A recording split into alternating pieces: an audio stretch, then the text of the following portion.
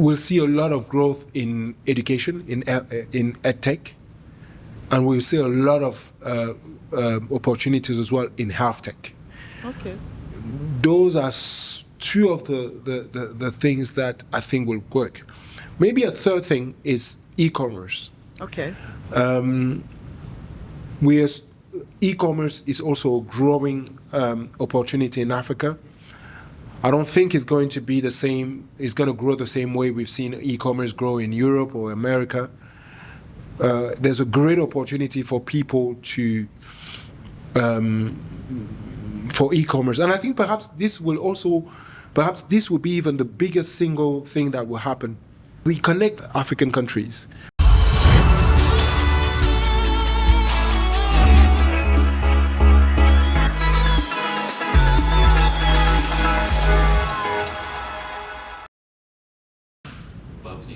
Deep conversations with the right people are priceless. That is why on your podcast, What's Their Story, try to bring in innovative, creative, and thought leaders to share their journey with us. Today on our podcast, we have free thinker, Steve Tchoumba. He is an inspirational person, a gentleman I've known for almost half my adult age, and it is so interesting to join forces with him and see how we can change the story about Africa for Africa. He is the Executive Director of ActivSpaces, a space that takes care, mentor, coach, mentor, and bring up tech entrepreneurs in Cameroon. A board member of AfriLabs, a network connecting more than 600 hubs across Africa. Yeah. Apart from that, Steve is the founder of Free Thinker Innovation, a technology platform that dedicates its time in training and solving the problems that we have with our technology here in Africa.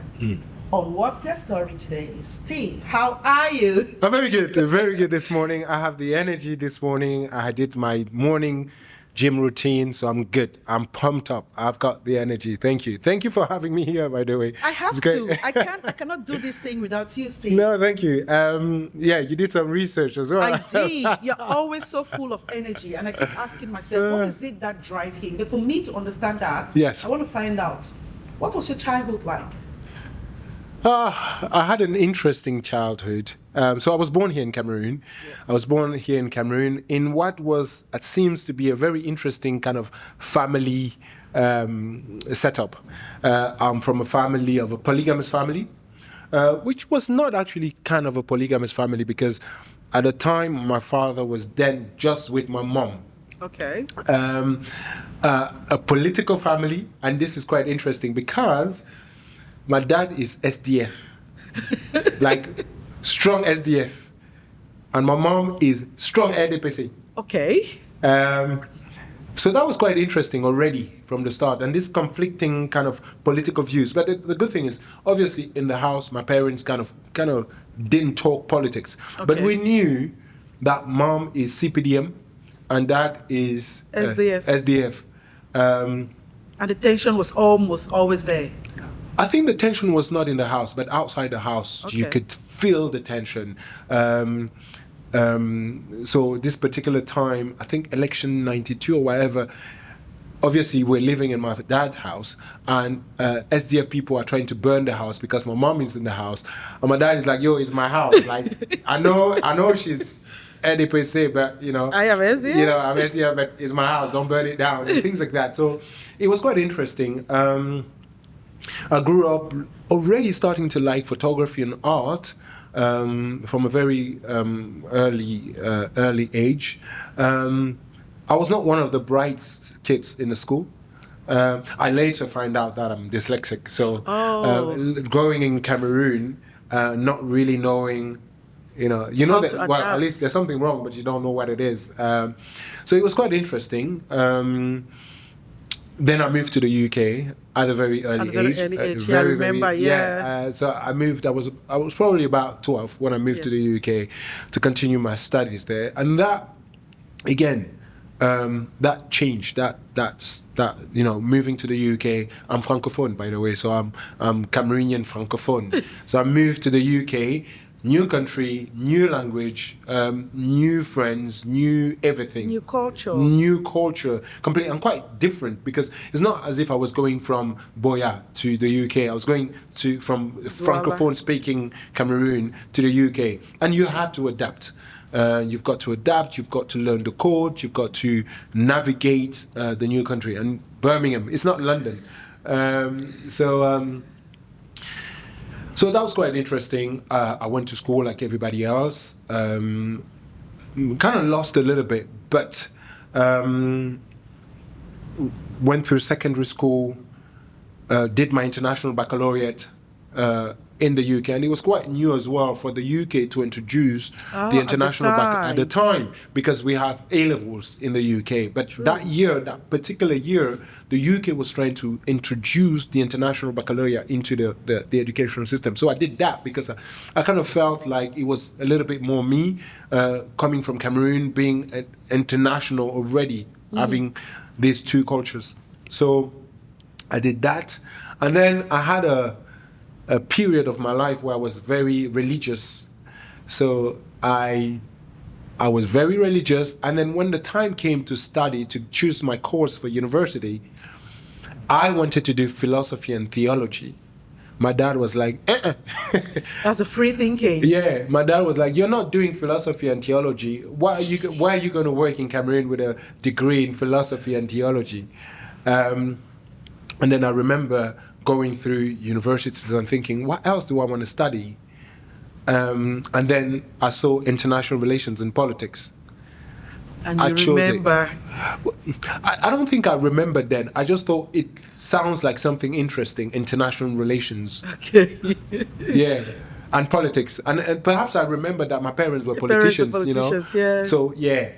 And I also had a dream back then already to be president of Cameroon. So, you're going to be. I hope so. Well, yeah. So I chose international relations and politics to do my undergrad at Coventry University. Same year. And yeah, 4 years of interesting life. One thing that you need to know as well is when I'm doing my secondary school, I'm also an artist. So I'm a musician. I know. And I created my first company when I was about 16, doing workshop, using music to do professional development, communication skills, team working skills, and things like that. So I'm doing that whilst I'm doing my international relations degree. And then when I finished university about 2008, if you remember, financial crisis. So life is quite tough in the UK as well. Could be. Yeah, it's very tough. People are like, what are you doing? Your life was tough.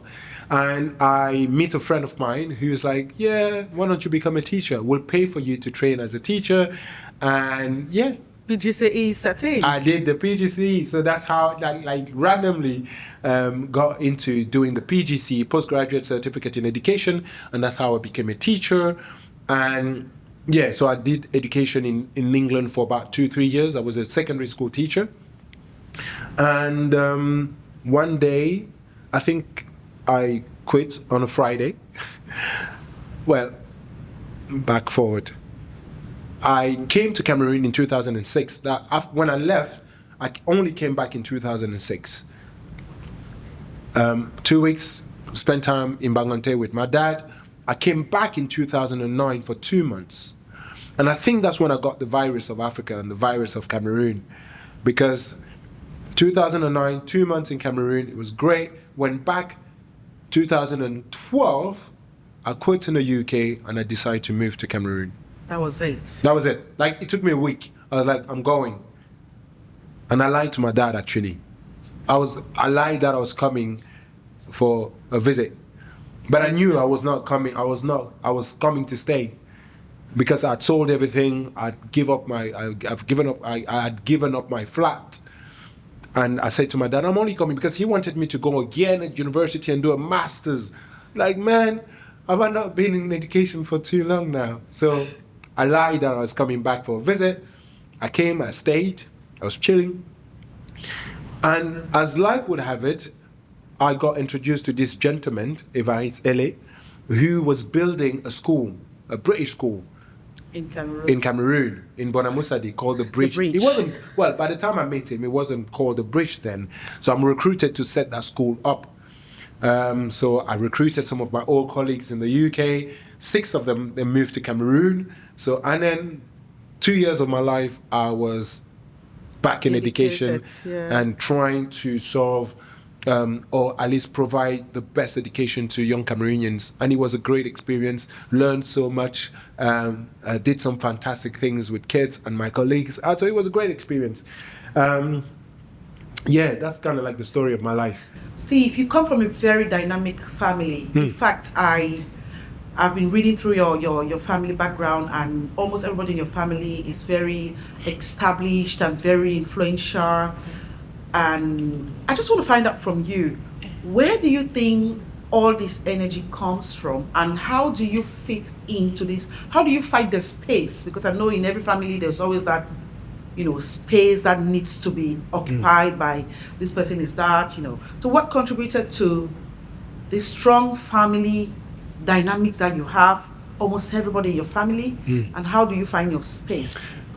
Listen, 2 things. The first thing is, I come from a very entrepreneurial family. Yes. My dad was a businessman. He did fantastically well in Cameroon in the hospitality business in Cameroon.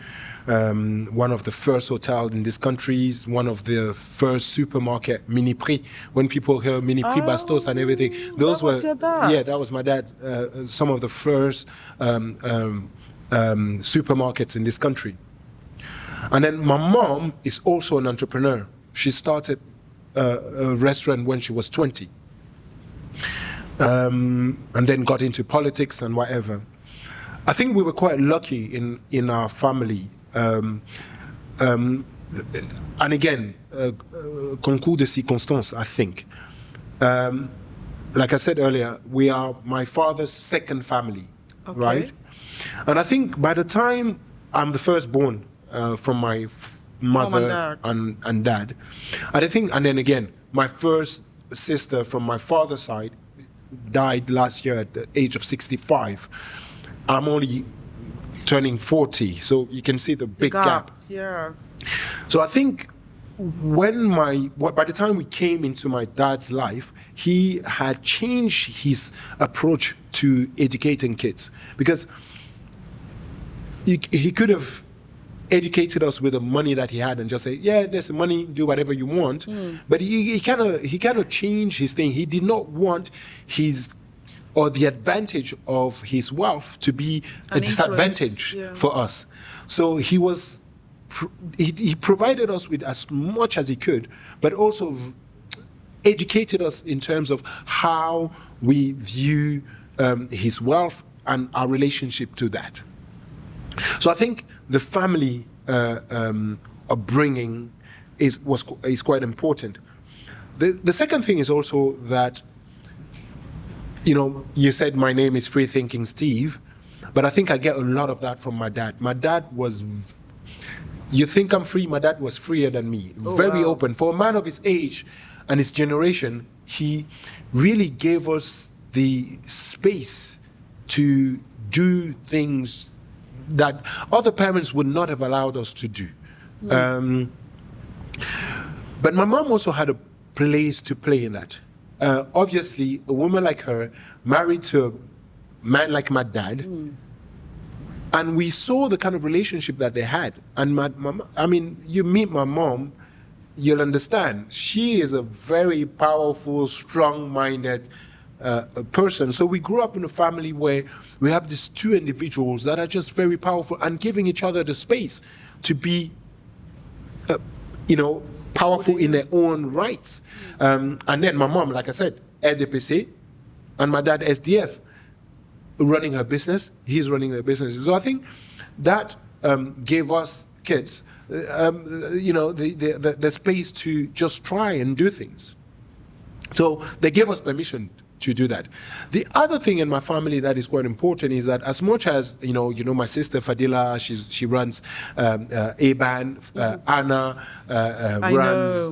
runs a few organizations, Bert is in her own right, running her businesses, and even my niece, who is 21 now, runs a business in France. Wow. We also give each other space. We, as much as, if you call Anna right now and say Steve has just had an accident, no matter where she will be, she'll get here. But at the same time, we give each other space. We do not really interfere into each other's life. We'll support whenever we need to support, but we give people their own space. And I think this is something we picked up from our parents. That's maybe when I'm thinking about that. Maybe comes from that. So I think I love the confidence in which you're speaking about your parents, and I can see that playing in the way you do things, the way you manage things. But I want to ask you this question, Steve. You're very confident and passionate and almost fearless. I can tell that because I've experienced in a situation where you are absolutely fearless in dealing with my problem. So where do you think this comes from? Does this come from the same family dynamics that you grew in? Is it something that you cultivated, on your way to adulthood, or is it a balance, a mixture? I think it's a balance. It's a balance. Like I said, our parents gave us the space and the permission to do things and to try things. But I think over the years I've matured and I've grown as an individual. I think moving to Cameroon has probably one of the best decisions I made in my entire life, because, the life I've lived so far. Moving to Cameroon taught me so much. And there are a few reflections that I could have on this. First of all, you say I'm fearless. That's not true. I know we all have our fears, I get here, I have my fears, but it's not about, it's about how you manage it. You manage your fears, right? It's not that there's no fears. Every time I get on stage, every time I've got to do a workshop, every time I've got to talk to people. I was recently in Paris meeting President Macron. You're thinking, you're afraid, but it's managing that. And perhaps I have my different tools for managing this. One is sports. One is just making life fun, trying to make it a life journey that is fun and that sometimes maybe don't take things too seriously. But I think when you ask this question, there's a particular thought that comes to mind, and it's something that I discovered very early on. By the time I was probably 15 or 16, a quote from Thomas Sankara, who said, "You have to dare to invent the future." And that was my Facebook profile picture for over 10 years. Because I think when I read that, I thought, the future is not written. Nobody has written the future, so I can actually write my own future. Yeah. And this is even becoming so true for me in my life today, that I've always been a nonconformist. Always. At school, I for some reason did not conform to things. And it's becoming even truer in my life today, where I'm thinking, you know what? Look, nobody runs my life. I run it the way I want to. And I'm going to do things that make me happy. I'm going to try and do things that inspire me, things that make me happy, I'm just going to do things. And it's about me. It's about me enjoying my life and, this journey of life and just profiter, comment on dit, profiter de la vie, like make it fun, make it. So I think that's, when I read that quote, you have to dare to invent the future. That was a motivation for me to say, you can do things. You the future is not written. You write it. You write your own future. So do things. So I think, and then you manage your fears. You manage them. You try and learn from every single experience. If you fail, try and pick up something from it. And do it again. And do it again. We Wow. have an event called Zero Macabo because I started to think that failure, again, when I moved to Cameroon, I did not know Douala. I did not know Douala. All I knew about Douala was Aéroport de Douala and Rond-Point des Dos. I did not know this country. I did not know Cameroon at all. But I moved to Cameroon, and obviously, and I think this is, as much as, people say, oh, you've done so much in Africa, I think I've learned so much. Because again, in Cameroon, you are allowed to do things and try things. And people, unfortunately, we are in a political system that really try and refrain people from doing things. But at the same time, I think this place gives you the opportunity to try things. So I moved to Cameroon, and I was setting up the bridge. And you call somebody and say, hey, I need to come to your office and tell you about the school that we're opening. And they'll be like, oh, this is my office, da, da, da, da, da. And I'll get the car, I'll just drive. You say it's Bonamusa D, I'll drive. I get there, I'll call a motor taxi. I'm like, yo, I'm going here, just take me there. And they'll take me there. And today you can't, I live in this city like I was born here because I venture out. And, to be honest, I don't know where it comes from. Perhaps my dad, perhaps my mom, perhaps my Growing time up. in the UK, Birmingham. So it's all contributing. I grew up a bit in Handsworth. I don't know. I know. We were neighbors, right? Well, if you know Handsworth, We were neighbors, yeah, really. It's a tough neighborhood. I know, right? yeah. And so you also, I think all of that kind of gave me the strength. Yeah. And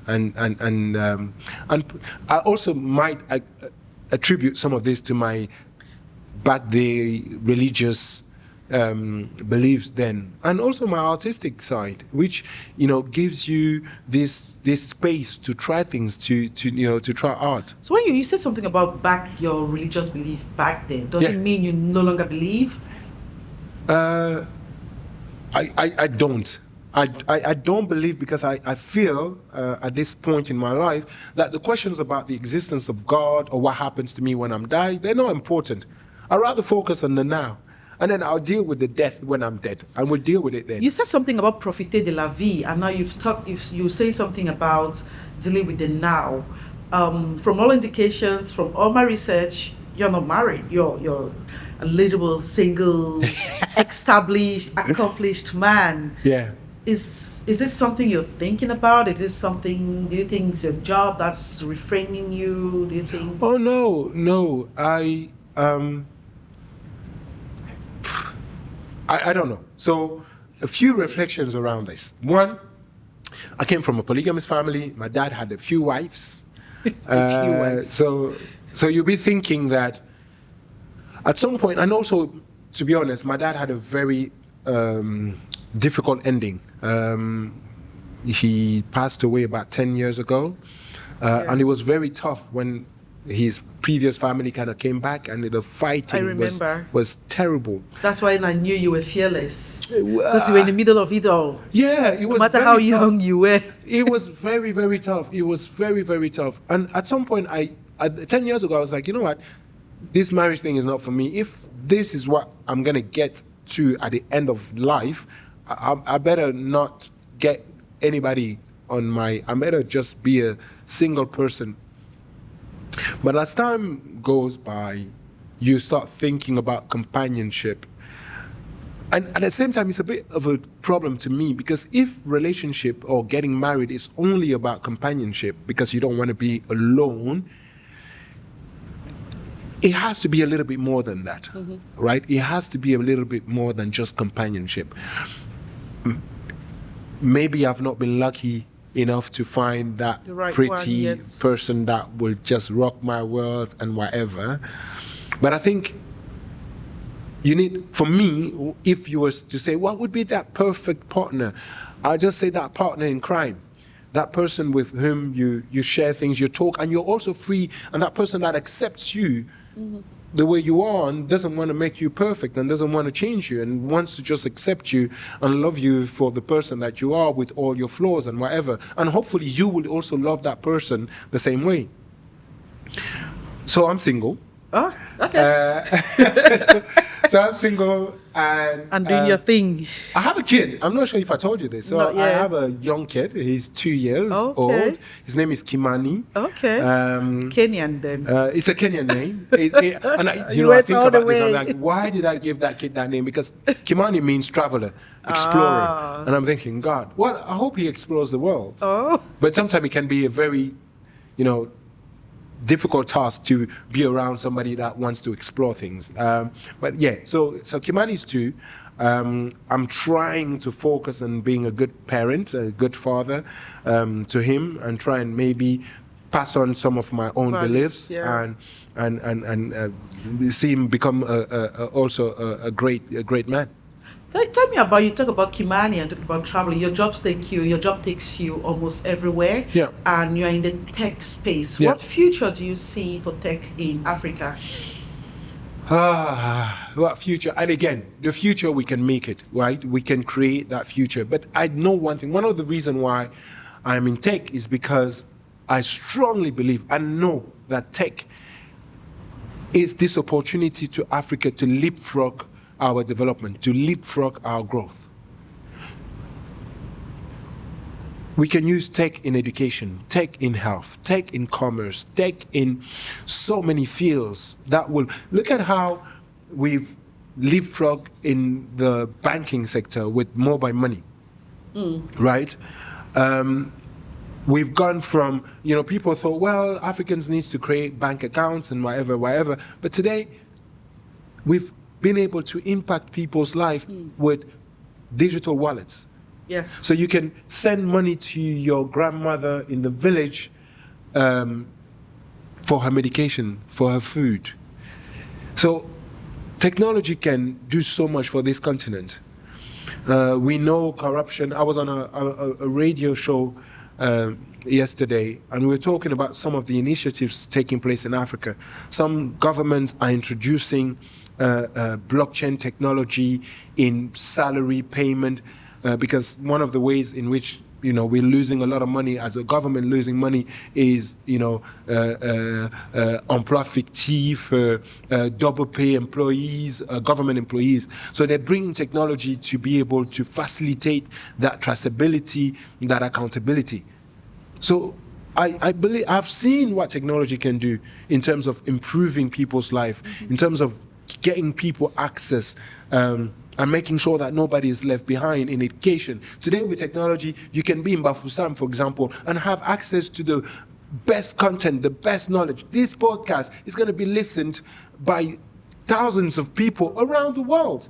And this is what technology does. So we can actually speed up Africa's development through technology. And this is important, and this, I believe, is why I do the job that I do. And I've done it in Cameroon, in Senegal, in Colombia, Tanzania, in South Africa. So and I see, and I think, but in order for technology to truly take the place that it can in our history, or in our development, I think governments need to embrace technology. I think a lot of governments in Africa are very afraid, are very scared, and also, governments need to embrace it. They need to look at the good side, because some of our political parties or our governments in Africa are only looking at technology. Oh yeah, this is going to destabilize our politics in the country. That's wrong. We need to create the legal framework in our African countries to embrace technology. Should we? Yes, we should have philosophical questions about how that technology is used in our African context. But first of all, we need to embrace it. We need to create the legal framework for this. Yeah. So governments need to invest. African governments needs to invest. Look, we're already doing a lot of work in the private sector to develop ActivSpaces. It's a private initiative. There are hundreds of other private initiatives that are supporting tech. I'm also the executive of the Cameroon Angels Network, which is a network of investors in Cameroon, and we invest in startups. And this, again, private initiative. What we need to do is how do we work together? Because this thing, a few of us think that we can do this without governments. I disagree. I think we have to do the number one partner for this technology to take place is the government. Government needs to buy from startups. They need to buy from SMEs, tech SMEs. They need to invest in tech SMEs. We need to create a fund. 10 years ago, I was helping the Senegalese government in innovation. And I think this is when Macky Sall came in power. One of the things that he did very early on, he created an organization called La DAE. A grand frère of mine, Papa Madou Sarr, was delegate of this organization. And this was placed directly under the presidency. And that, that helps, that works. To make sure that you report directly to the big boss. Because if you've got to jump through your ministry and then your prime minister before you get to the president, it slows things down. We need to make things go fast. Innovation, and it's about that. It's about making these things go fast. You can't operate technology or innovation or the startup mindset within the machine of a government. It's too heavy. Any government, not just the African government.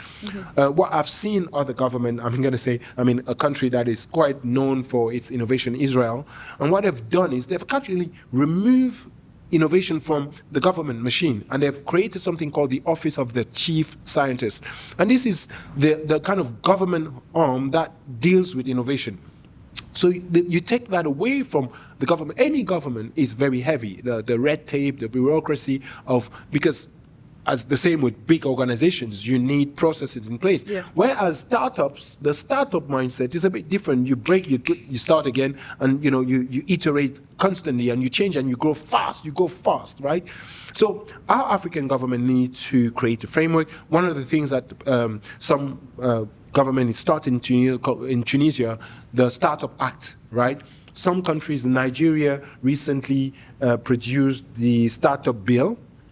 And we're thinking about this in Cameroon, but create that Startup Act, or call it whatever you need to call it, but this is the framework that defines what is the startup, how do we support the startup, how do we invest, how do we finance, how do we grow startup, and so create this whole ecosystem that will help our startup grow.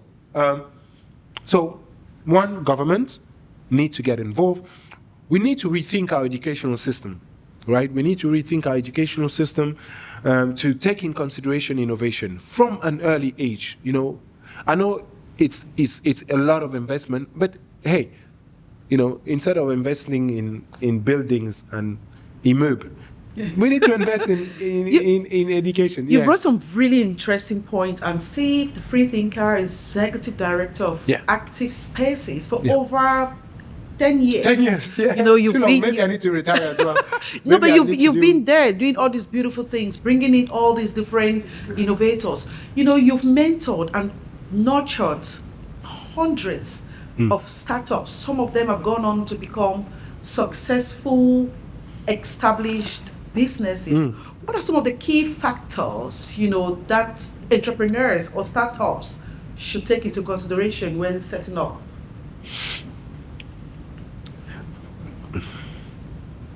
Few things. Years ago, when I started doing this job, there was the narrative in Africa about young people should be entrepreneurs, and I bought into that. I no longer believe that to be true today. Because I think to become an entrepreneur, there are a few prerequisites. One is sector knowledge. You can't come out of university and it's very difficult. You can. Everything is possible. No, you can't. You can't. You know what? We need to start calling a spade a spade. You just can't. What I'm saying is this. You need sector knowledge. Yes. So come out of university, go work for somebody. Yes. Go work for somebody in that particular sector that you're interested in. It will do a few things for you, among which two. One, you'll be able to make mistakes with somebody else's money, right? And you learn. The second thing it will do for you, it will help you to save some money, right? And the third thing it will do for you, actually help you build a network in that sector. And to me, these are like the three things that are very important for a potential successful entrepreneur? Knowledge, sector knowledge, some kind of money, and a network. And again, we've come a long way in our Cameroonian ecosystem, a very long way. 15 years ago, we were starting this. Some of us did not know exactly what we were doing, but we tried. We tried, and this is how you learn. But you can see the successful entrepreneurs with the ones that are curious, that are constantly asking questions. I don't think the way you go through life is because by thinking that you have all the answers and you know everything, which is one of the difficulties that we have in Cameroon. People think they know everything. But I think I think if you're going to be a good entrepreneur, you need to be that person that is really inquisitive. Why is this? Why is this? Why is this? If I do this and that, what will happen? And those are some of the skills that I have seen in entrepreneurs that are crucial for them to succeed. AfriLabs, Steve. Yes. 222. Oh, 600 hubs. 600 hubs. 53 countries. I think there's one country that is playing hard to get, but we'll get there. But we are present 600 hubs. How do you synchronize all this, and how important do you think it is AfriLabs is in fostering, a Pan-African ecosystem for innovation and technology? So about 15 years ago, there was only 5 co-founders of AfriLabs, and ActivSpaces was one of the co-founders of AfriLabs. Got you. Only 5 hubs on the continent. Today, in our network in AfriLabs, we have 600 hubs in 53 countries, supporting over 2 million entrepreneurs. And this is very important for a number of reasons. One is connecting countries. I'm one of those who strongly believe that we need to do away with borders in Africa. Whilst we wait for our politicians to decide on how to get it done, AfriLabs is already doing this by connecting hubs, by connecting entrepreneurs. The tech world, or the tech ecosystem, or the tech economy needs to thrive with population. Our individual countries are not big enough for markets. So when we think about tech, we really look at Africa either as regions or the whole continent. So it's very important for our tech entrepreneurs to be able to be present in other countries. So if a tech solution is only in Cameroon, it's not a market. We need that to be in Chad, in Gabon, in Guinea Equatorial, for that to start to become an interesting market. One of the reasons why Facebook, WhatsApp, and all these businesses are successful is because, well, of course, America as a country is a large enough market, but you need to be able to scale. And this is one of the things that is good about technology or startups is that exponential growth, right? That you can get with a startup, something that you can't get with a normal SME. Facebook doesn't have an office in Cameroon, but yet again, they have users here. And this is what technology does for startups. So AfriLabs is really this platform that is bringing the African ecosystem together by connecting hubs, by connecting entrepreneurs, by working with DFIs to finance programs, capacity building programs in Africa for hubs and for entrepreneurs. And this is powerful. Every year, AfriLabs, we meet. This year, we're meeting in Cape Town for our annual gathering. Again, an opportunity to meet each other, talk to each other, learn from each other. And this, sometimes our ecosystems are quite similar on the continent. So we can learn from other hubs or other entrepreneurs in other countries and see what they've done, see what has worked for them, and see how we can replicate this. Some of our issues on the continent are quite similar, so why not learn from each other? So AfriLabs is just the perfect platform to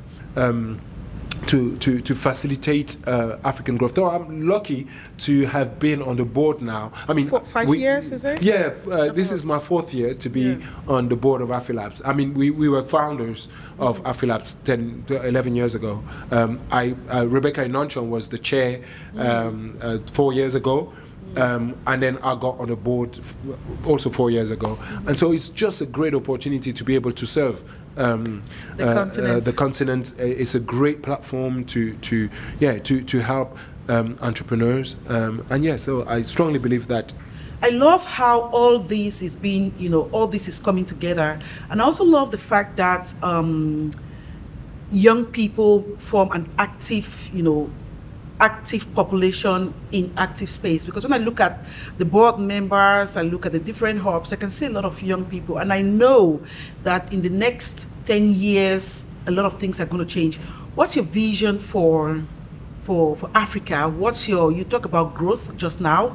What do you think is going to be the biggest thing that we'll see in the next few years? And what sector do you feel is going to take over the continent?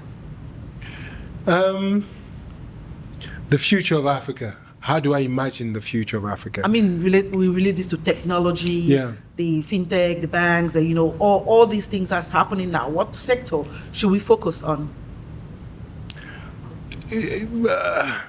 There's so much potential in Africa. Fintech over the past couple of years has been a very growing market, and this is because we need to create an infrastructure to then build the rest of the tech infrastructure. So thinking about this like this, I think we'll see a lot of growth in education, in edtech, and we'll see a lot of opportunities as well in health tech. Okay. Those are two of the things that I think will work. Maybe a third thing is e-commerce. Okay. E-commerce is also a growing opportunity in Africa. I don't think it's going to be the same. It's going to grow the same way we've seen e-commerce grow in Europe or America. There's a great opportunity for people for e-commerce, and I think perhaps this will be even the biggest single thing that will happen as we connect African countries. We're already talking about the African continental free trade area.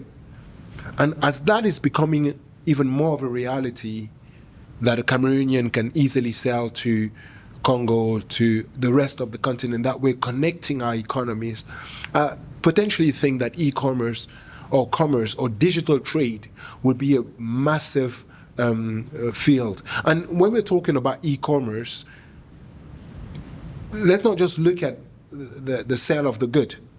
There's a whole supply chain that happens, and that will then create opportunities. You can think about logistic and that how that intervenes. You can think about payments, also fintech. You can think last mile. You can think about packaging. You can think about insurance.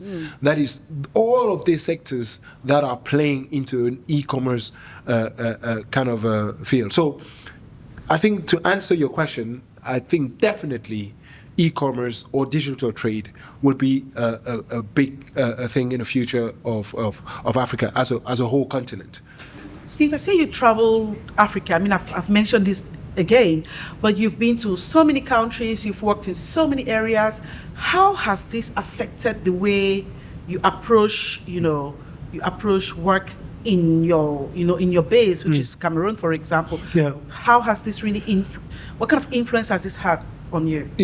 I usually say this. One thing that is maybe as equal to, or even perhaps even better than, is traveling.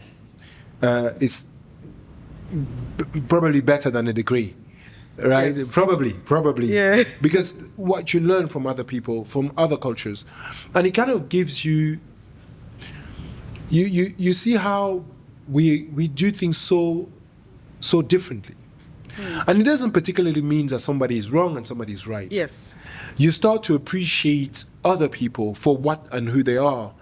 You start to appreciate how other people do things, and start to appreciate and perhaps know that it is not specifically wrong, because you've seen people do differently, but it works.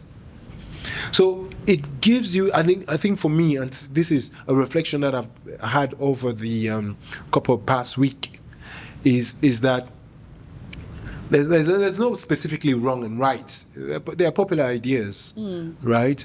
And so you're more tolerant, and it gives you the opportunity to really listen and learn from people's positions or from other people.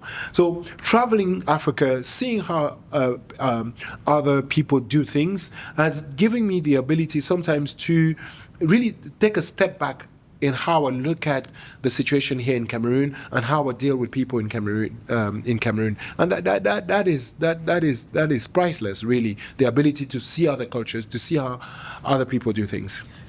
You've achieved quite a lot of tangible things that we can touch and we can feel. I want to ask you: do you read? Do you read books? So I do read. So I'm dyslexic, as I mentioned earlier. I don't read non-fiction. Okay. No. So I don't. I only read non-fiction. Okay. I don't read for pleasure. I don't. You'll never see me read Harry Potter or anything like that. I read for purpose of knowledge. So I do read. I do have an extensive library, actually. Wow. I'm a slow reader, Yeah. but very early on, when I kind of realized I was dyslexic, I kind of knew also that I needed to make an effort to read. So I started buying books, and I actually thank to one of my friends, Cyril, in Birmingham, who offered me my first book. This was a book by Dale Carnegie, How to Make Friends and Influence the World. Yeah. That was like the first book I got given, and I think from then I started developing this thing for reading. And yes, I'm reading a book at the moment, Why Nations Fail. I'm trying to understand why African countries, if they are failing. So yes, I do read. I do read. You're so dedicated to fitness. I mean, every time I check on your studio, you're lifting one. Tell me, do you think there's a connection between fitness and success? I think there's a connection between routines and success. So I wake up at 5:30 every day, and I go out. I go for a run, and then I go to the gym every day. Every day? Every day. I went this morning, every day. I think sport is one of the things that teaches you a lot of things. It will teach you planning, because if you're going to go to the gym in the morning, you need to have clean clothes and clean, so you can, even if, at least you need to make sure some kind of mental preparation of my gym clothes are here, I need this, I need that. So it kind of gives you some kind of planning. The other thing that gym does to you is, I have a theory. I think that, again, I'm putting my Christian hat on. I think human beings, when we were created, if you look at a very creationist point of view, we were created to stay in the Garden of Eden. On n'était pas créé pour souffrir. Like, we were not created to suffer. So anything that you need to do to succeed, you need to trick this body. You really need to trick this body. And exercising sometimes will give you this ability. So I run a lot. So one of the first time I ran 10 kilometers, I was actually running from my office in Accra. The plan was to go to Bonamusadi and come back to Accra. And I remember that day because leaving my office in Accra, Boulevard de la Liberté, down to Rond-Point d'Edo. By the time I got to Rond-Point d'Edo, my back was telling me that you need to stop this thing, otherwise I will drop you down. But I started tricking my body and saying, okay, just give me another 100 miles. When I get to that post, I'll stop. And you get to that post, and your body's like, yo, you can't continue. But you're telling your body, listen, let me just get to the other post and I'll stop. And you see yourself kind of that day I ran 13 kilometers. And you take that now in real life, especially doing business in Cameroon. I love Eric Ray's definition of entrepreneurship when he says, it's the ability to innovate in a hostile environment. Cameroon is hostile. So sometimes you want to give up. Sometimes you just want to say, no, I can't do this. But you need that little more strength to trick your body to say, just a little bit more. just a little bit more, just a little bit more, just a little bit. And this is what gym does for me. Okay. Some people will say, when you wake up, do one thing, accomplish one thing. Some people will say, make your bed. Right? There's no logic in making your bed. Really, the logic of it is not in the making the bed. It's in the action. So I would say, find something that you want to do consistently every day by the first time you wake up, and then you would have accomplished something. And perhaps you will trick your body in a kind of state of accomplishment for the rest of the day, and perhaps for the rest of your life. I think that's my highlights for today. Tell me, free thinker. That's a deep way to describe yourself. I think that's your Twitter handler. That's my social media handle. That's a social. Yeah. Why do you? How did this come about? You know, the philosophy behind the free thinking. I remember when I created my first Skype account years ago. My account then was Free Thought. And obviously, I think Free Thinker came, Rebecca and Onchal. And is a good friend. We have a very good relationship. And she knows me. She really knows me. And I think one day we were talking about, and she introduced me to Twitter, then X now. And I think I was thinking about what my social handle will be. And she just said, what about free thinking? And I thought, yeah, exactly. This is exactly me. And the idea of free thinking is, I want to live a life where I'm open to idea. One of the most impactful quote I've ever read says, modern intellect is the ability to entertain an idea even if you do not agree with it. And this is one of the philosophy that has really kind of guided me through life. To have this ability to entertain an idea, whether you agree with it or not, but think about it critically. So that kind of drives to that free thinking, Steve, because I really would not want to live a life where I am in a box. Free. I mean, if you know me, you know I can't sit still for minutes. I know.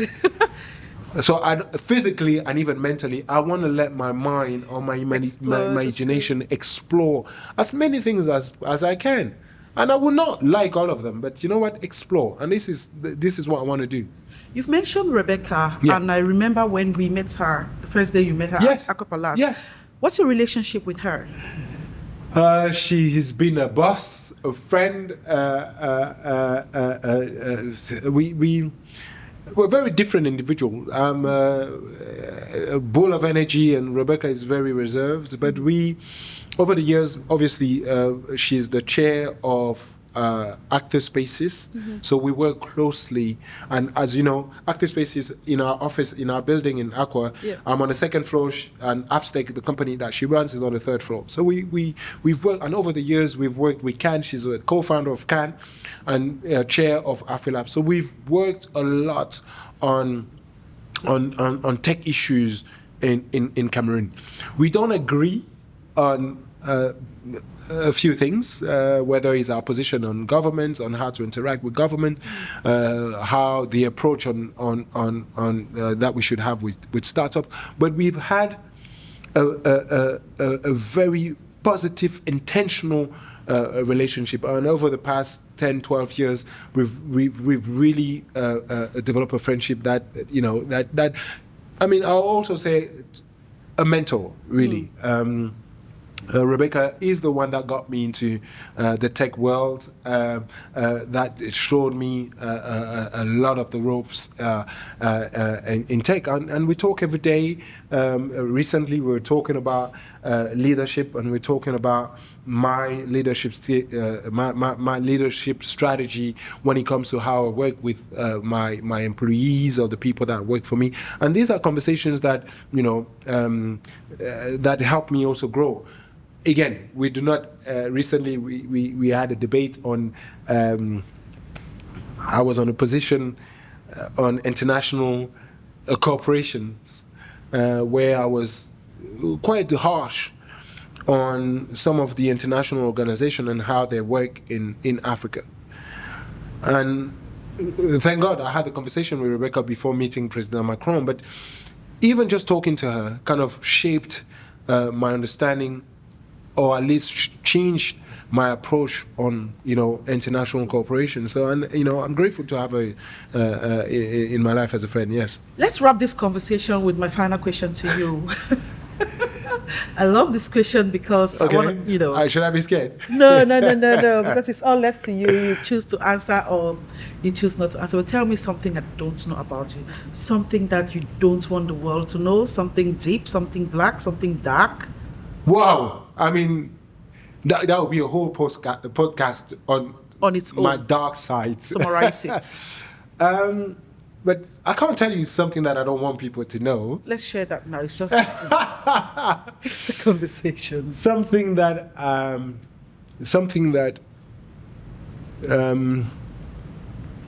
just let it out. Something dark. Something dark. I need to think about this, but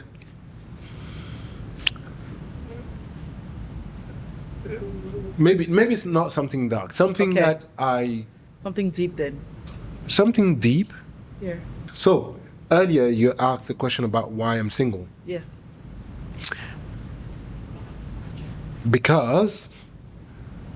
Not because, but in relations to that,